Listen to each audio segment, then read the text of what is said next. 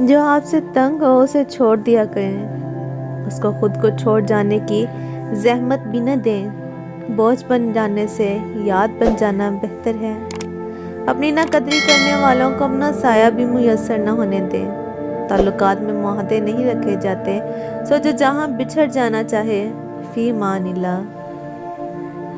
رسول اللہ صلی اللہ علیہ وسلم نے فرمایا، 4 خصلتیں جس میں ہوں گی وہ پکا منافق ہوگا، اور جس میں ان 4 میں سے کوئی ایک بات ہوگی اس میں نفاق کی ایک خصلت ہوگی۔ جب تک وہ اس کو چھوڑ نہ دے، امانت میں خیانت، بات بات پر جھوٹ بولنا، عہد توڑنا اور جھگڑے کے وقت گالیاں دینا۔ سفیان کے ساتھ شیبہ نے بھی اس حدیث کو عامر سے روایت کیا ہے۔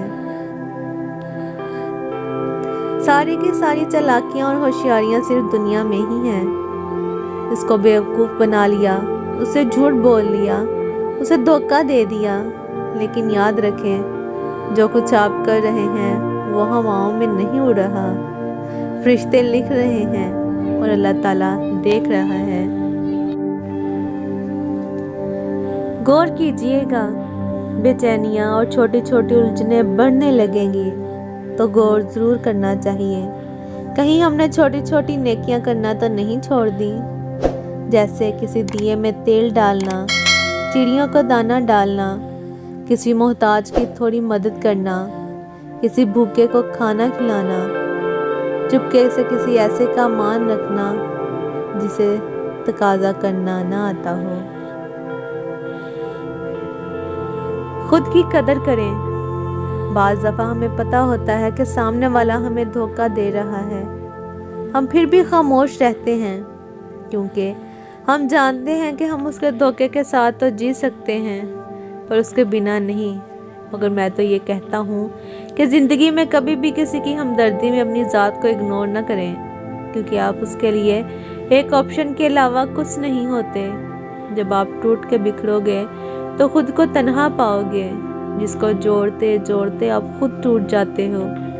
اسے آپ کی پرواہ نہیں ہوتی کیونکہ وہ اپنے اصل کی جانب لوٹ جاتا ہے۔ خود کی قدر کریں، ورنہ لوگ آپ کو مٹی میں ملانے میں سیکنڈ بھی نہیں لگاتے۔ ہمیشہ سوچ کر فیصلے کیا کرو، زندگی بہت قیمتی ہے۔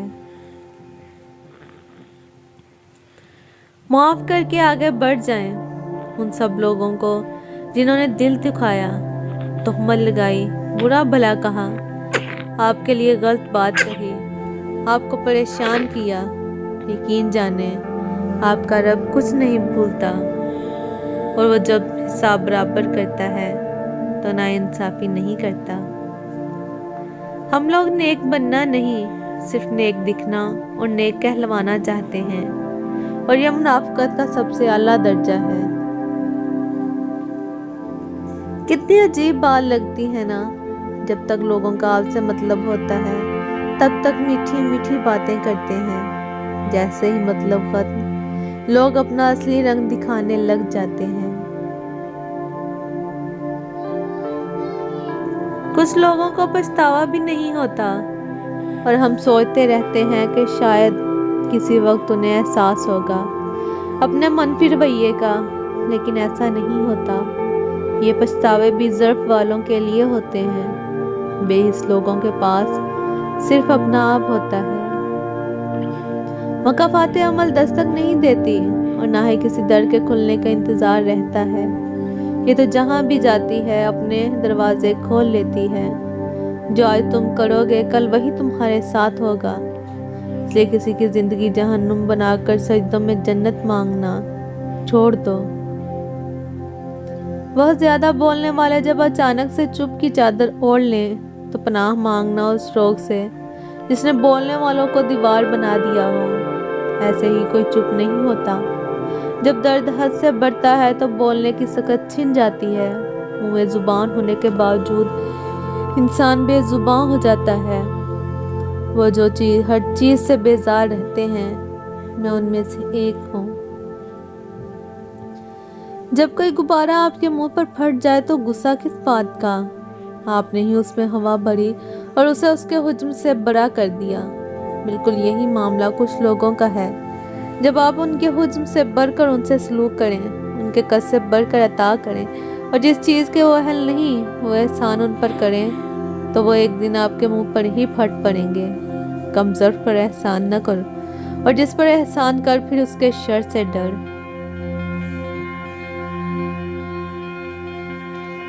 अल्लाह ताला को भी हमसे यही मतलूब है कि हम उसे याद करें, हम उससे मोहब्बत करें, हम उसे बार बार बुलाएं, उसके पास जाएं। मगर मसला पता क्या है, हम इंसान उसके पास जाते ही तब हैं जब दुनिया हमें तोड़ चुकी होती है, जब हमारे ऊपर कोई मुश्किल होती है।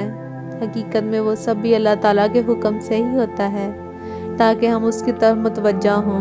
वरना तुम देखो, खुशी में कौन अल्लाह को याद करता है, बल्कि हम तो सबसे ज़्यादा नाराज़ ही उसे अपनी खुशी के मौके पर करते हैं। समझ रहे हो ना इन आजमाइशों के आने का मकसद।